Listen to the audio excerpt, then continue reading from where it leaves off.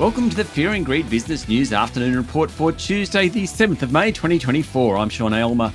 Every afternoon, we've got the 5 stories that happened today that you need to know about. It's been a very big day today. The story number 1, the Reserve Bank left the official interest rate on hold at 4.35% today, once again saying nothing is ruled in and nothing is ruled out.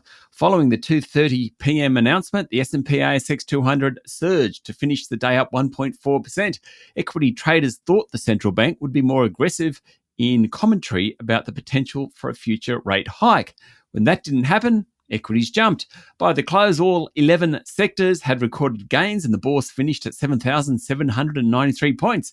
About 85% of stocks ended higher today. Among the large caps, the banks did very well, with Westpac up nearly 3%, while Commonwealth Bank was 2% higher. National Australia Bank went ex-dividend, therefore it finished 1.5% lower. The big miners did well. Wesfarmers and Macquarie Group finished up more than 2%. Transurban, CSL, Woodside, WiseTech Global and Telstra all closed sharply higher. Story number 2, ANZ today announced a 7% fall in its net profit for the 6 months to the end of March to $3.55 billion. It also announced a $2 billion buyback and upped its dividend slightly. The net interest margin, the difference between what it pays on deposits and receives on loans, fell slightly. The group's share price closed flat. In other corporate news today, there were a couple of significant upgrades/downgrades in the market. AGL upgraded its earnings guidance for the financial year due to higher consumer demand and improved generation. Its share price jumped 7%. Meanwhile, Sim's share price slumped 6% after it issued a major profit warning. Story number 3, carbon capture and storage has a role to play in the energy transition, but the government has no plans to encourage its development with subsidies, according to Federal Energy Minister Chris Bowen.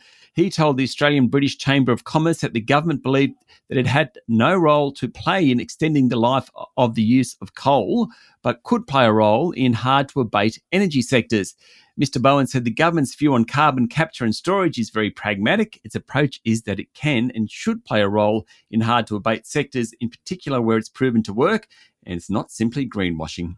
Story number 4, the bidding war for Namoi cotton continues, with French-based Louis Dreyfus upping its offer to 67 cents a share today, higher than rival Olam's 66 cents a share bid. Singapore-based Olam offered 66 cents a share last week, or 70 cents a share if it reaches 90% acceptances. Problem is, Louis Dreyfus already owns 16.9% of Namoi. That means Olam can't really get to that 90%, so its bid is effectively 66 cents. Dreyfus has come in at 67 cents. Happiest people here are the other shareholders watching the bid price rise. And story number 5, Hamas has agreed to a ceasefire proposal for the Gaza Strip, but Israel's war cabinet unanimously rejected it as far from Israel's necessary demands, hitting hopes for an immediate pause in the fighting. Israel vowed to continue its operation in Rafah to exert military pressure on Hamas, but also said it will send a delegation to meet with mediators. The Israeli Defense Forces have also announced fresh airstrikes against Hamas targets in the Rafah area in the south of Gaza. That announcement came just hours after Hamas said it had accepted a Qatari and Egyptian ceasefire proposal.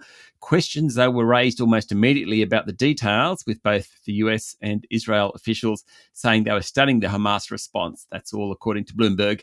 That's it for the afternoon report for Tuesday, the 7th of May, 2024. Don't forget to hit follow on the podcast and find Fear and Greed on LinkedIn, Instagram, X, TikTok and Facebook.